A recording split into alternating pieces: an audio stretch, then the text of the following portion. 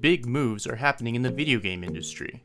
Microsoft, the tech giant behind the Xbox console, announced plans in early 2022 to buy Activision Blizzard, the force behind Call of Duty and World of Warcraft, among other major titles. This $68.7 billion all-cash deal is expected to close in 2023.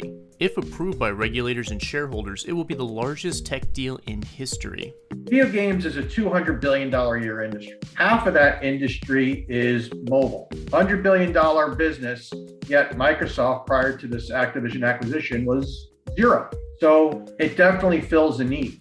There'll always be hurdles, and there's certainly going to be a review, I think by FTC, could be DOJ, of the transaction. That's a given. It's just a question of, does it pass that review? Microsoft isn't the only one making moves. Take-Two Interactive, the parent company of Rockstar Games, most known for the Grand Theft Auto series, just bought Zynga, the creator of Farmville, for $12.7 billion. And shortly after the Microsoft move, Sony announced plans to buy Bungie, which was formerly owned by Microsoft.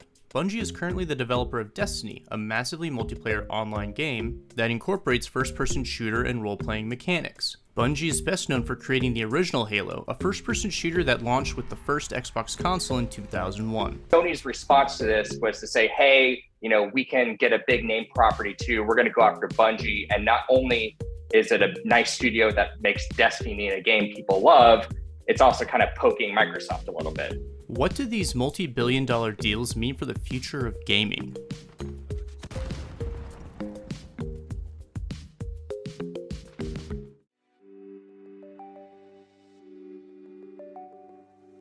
There's been a consolidation wave going on in the video game space for the last several years. And look, you've had a lot of private equity money flow into the industry, and it's highly fragmented. So just natural to see consolidation. Microsoft, being a $1 trillion company, obviously they can do bigger deals than others. In September of 2020, Microsoft announced its intention to acquire ZeniMax Media. The deal closed in March 2021. It brought games like the Fallout series, The Elder Scrolls, and Wolfenstein, among others, under the Microsoft umbrella.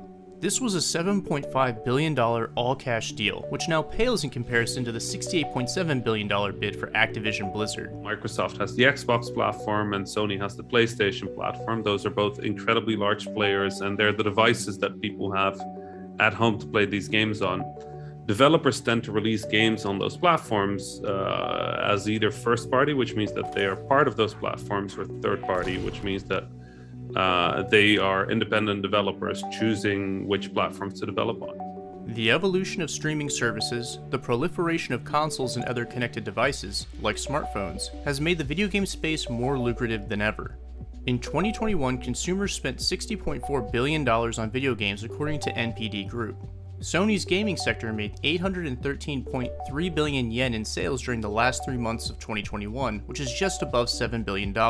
And Microsoft made $5.44 billion off gaming in the last 3 months of 2021. Microsoft woke up to the fact that half the world's population, nearly 4 billion people, play video games. And this is a huge market for them that they only have barely begun to scratch the surface on. Historically, there haven't been huge plays of big companies buying other studios in the game space, but we see Microsoft now consolidating through the acquisition of Activision Blizzard, and of course Sony looking to buy Bungie. We had a Microsoft ZeniMax transaction earlier on. So there's starting to be more plays in the space, and it's showing that Microsoft really realizes the value longer term, both the video game sector, the metaverse, and other plays like that.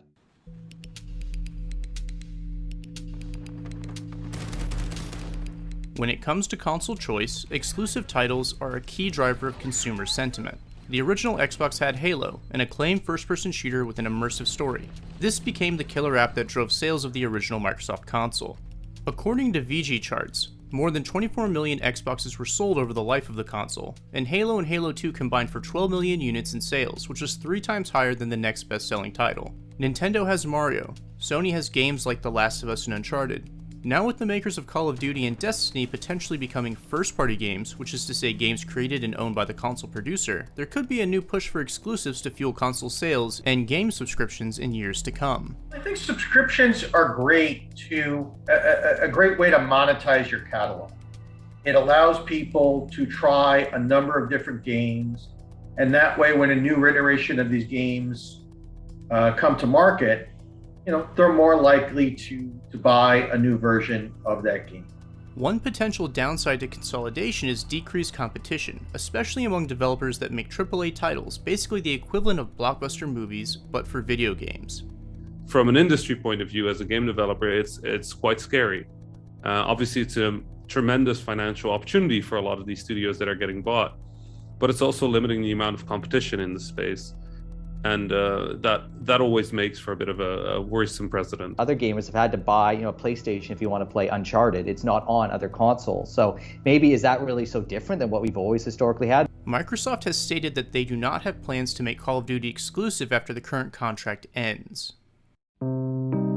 Shortly after Microsoft announced the deal on January 18th, Sony stock began to drop from about $124 a share. By February 23rd, the stock had reached a year-to-date low of about $101 per share. But in the long term, the acquisition of Bungie, a successful developer, could help Sony in cultivating a larger consumer base. Destiny is, become a very good live services game, and that has not been one of Sony's strengths, over the last cycle. So this improves them there in that area. So they're all looking to get more IP and strengthen themselves in key areas of the industry. I think it's an easier transaction to pass review. It's much smaller company being acquired. So I think if there's any review there, that one's going to be pretty easy to get across the line. I think it actually, whether this is intentional or not, throws quite a thorn into Microsoft's side over their transaction of Activision Blizzard, because now that transaction is showing that there is consolidation occurring in the video game space and that there could be anti-competitive issues raised by that, when in the past maybe people weren't looking at the video game sector to say that there's an issue of competition here. It's the Microsoft deal that is really going to catch the eye of regulators. In fact, the day Microsoft announced it was going to buy Activision, the FTC and the DOJ antitrust divisions came out and said, hey, we're going to put out stricter guidelines going after deals just like the one Microsoft announced. And in fact, it's since come out that the FTC is going to be the agency reviewing this.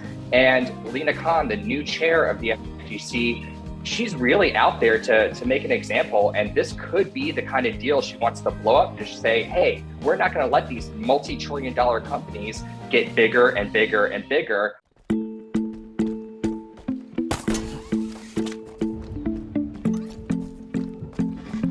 It looks from the outside like Microsoft and Sony are positioning themselves to stay relevant and expand their consumer base in the years ahead. The economical model of the games industry has been incredibly risky for as long as I can remember. Even when I joined the games industry, the reality is that when you make a video game, you spend 2 to 3 years based on a prediction of what people might like in the future. And you spend sometimes millions of dollars making these games. Some of the larger games are hundreds of millions of dollars.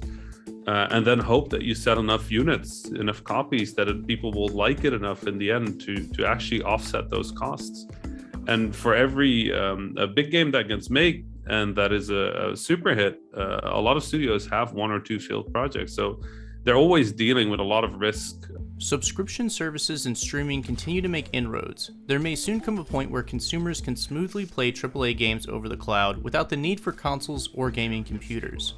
So instead of running out and you go buy a $500 Xbox or whatever it costs, you can just buy a laptop or your smart TV and run these games streaming over the internet. And that they see as a huge opportunity to expand the Xbox and their gaming footprint beyond just those pricey consoles and PCs that they already exist on.